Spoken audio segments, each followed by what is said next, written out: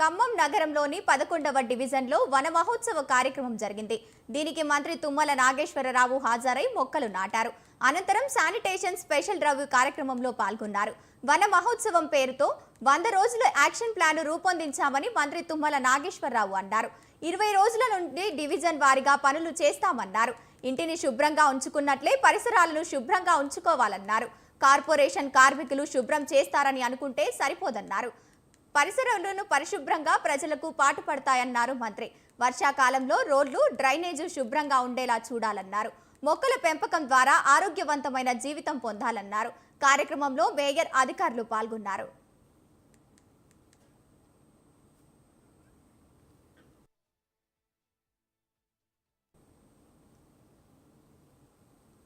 BRS సామాజిక మాధ్యమాల ద్వారా చేస్తున్న అసత్య ప్రచారాలను ప్రజలు ఎంతమాత్రం విశ్వసించవద్దని తెలంగాణ ప్రదేశ్ కాంగ్రెస్ కమిటీ అధ్యక్షులు మహేష్ కుమార్ గౌడ్ విజ్ఞప్తి చేశారు.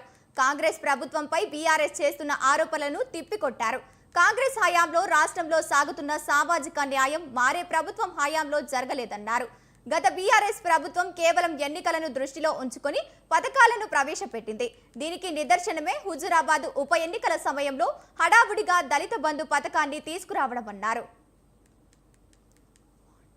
జరిగిన పిఎస్ సమావేశంలో బట్టి గారు రైతు భరోసా కింద ఇచ్చినటువంటి నిధుల విషయంలో సుదీర్ఘంగా వివరించడం జరిగింది. 42% రిజర్వేషన్, కుల సర్వే, సబ్ కేటగరైజేషన్ జరిగిన తీరుతెన్నులు కూడా వివరించడం జరిగింది. దేశ చరిత్రలో ఎక్కడ లేని విధంగా ఈ రాష్ట్రంలో కుల సర్వే చేపట్టడం, 42% రిజర్వేషన్ ఇవ్వడం. నేను 18 మాసాల పీరియడ్ని గోల్డెన్ పీరియడ్గా ఎందుకు చెప్తా ఉన్నానంటే ఇది ప్రజలు కూడా అర్థం చేసుకోవాలి. ఉద్యోగాల కోసమే తెలంగాణ తెచ్చుకుంటే బీఆర్ఎస్ పార్టీ ఎవరికి కూడా రాజకీయ ఆధిపత్యం కోసం ఆస్తులు 10 ఏళ్ళు విజేచ్ఛగా ప్రజల నుంచి దోసుకున్నటువంటి ఆస్తుల వాటాల కొరకు అంతర్గతంగా గొడవలు జరుగుతూ ఉన్నాయి. ఆధిపత్య పోరులో నేను ముందని కవిత, కేటీఆర్, హరీష్ రావు పోటీ పడుతున్న సందర్భం. ఇలా కవిత చాలా మాటలు మాట్లాడుతోంది. ఆవిడ మహిళల అభ్యున్నతి గురించి మాట్లాడుతోంది. సిగ్గుచేటు. 5 ఏళ్ళు ఒక మహిళను క్యాబినెట్లో పెట్టుకోకుంటే ఆ రోజు గలమెత్తని నీవు ఇలా మహిళల కోసం పోస్ట్కార్డు ఉద్యమం అని ఏదో మాటలు మాడుతోంది. ఎవరు నమ్ముతారమ్మా నిన్ను? 10 ఏళ్ళు అధికారంలో ఉన్నావు కదా, అప్పుడు ఎందుకు మీ నాయన అడగలేకపోయావు? మొన్న రాసిన లేఖ 10 ఏళ్ల ముందు ఎందుకు రాయలేకపోయినావు? ఎందుకు నిలదీయలేకపోయినావు? ఇలా బీసీల గురించి మాట్లాడుతూ ఉంది. కృష్ణయ్య గారు అంటే నాకు అపారమైన గౌరవం.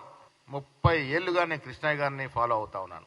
బీసీ ఉద్యమంలో ఆయన సాటే. ఆయన కవిత గారు కితాబ్ ఇస్తా ఉన్నారు. ఏ రకంగా ఇస్తా ఉన్నారన్నా మీరు?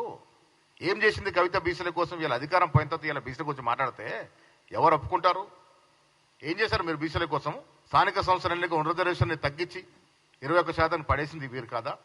ఎవరు ఏ బీసీకి వారు అందలమెక్కిచ్చారు, ఏ ఎస్సీకి అందలమెక్కిచ్చారు? ఇలా స్పీకర్తో 5 అవకాశం ఇచ్చాం దళితులకి. మీరు ఒకరంటే ఒకటి పెట్టి అర్ధరాత్రి తీసేసినట్టు పాపం రాజయ్య గారిని.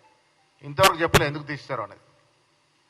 స్థానిక సంస్థల ఎన్నికల విషయంలో కోర్టు ఇచ్చిన తీర్పు, దానికి అనుగుణంగా ఎన్నికలు జరిపే ప్రయత్నం కాంగ్రెస్ ప్రభుత్వం చేస్తుంది. మీ అందరు తెలుసు, బీసీ రిజర్వేషన్ విషయంలో కాంగ్రెస్ పార్టీ కట్టుబడి ఉంది.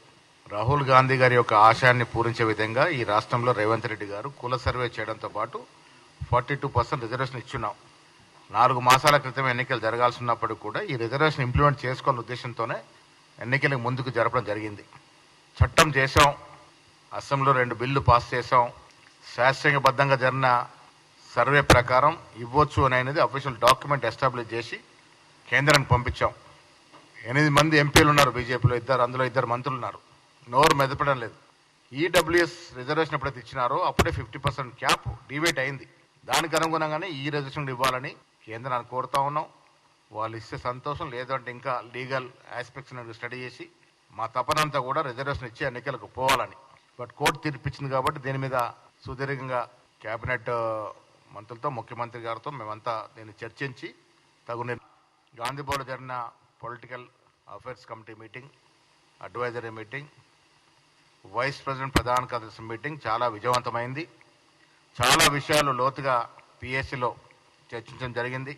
రానున్న స్థానిక సంస్థల ఎన్నికలు, జూబ్లీస్ ఉప ఎన్నిక, వచ్చే సంవత్సరం ఉన్న జిహెచ్ఎంసీ ఎన్నికల్లో అనుసరించిన వ్యూహం పైన చాలా విషయాలు లోతుగా చర్చించుకొని కొన్ని నిర్ణయాలు కూడా తీసుకోవడం జరిగింది. నేను ఒక మాట నిన్న పిఎస్సి మీటింగ్లో చెప్పాను, ఇప్పుడు కూడా చెప్తా ఉన్నాను. 18 మాసాల కాంగ్రెస్ ప్రభుత్వం నా భూతో నా భవిష్యత్. తెలంగాణ గతంలో సమైక్య ఆంధ్రప్రదేశ్ చరిత్రలో మొదటిసారిగా గోల్డెన్ పీరియడ్ నడిచింది. స్వర్ణయుముల తలపించే విధంగా 18 మాసాల పాలన సాగింది. దానికి కారణం మేము ఎన్నికలకు ముందు ఇచ్చినటువంటి ప్రతి వాగ్దానాన్ని మెజారిటీ అంశాలు పూరించడం.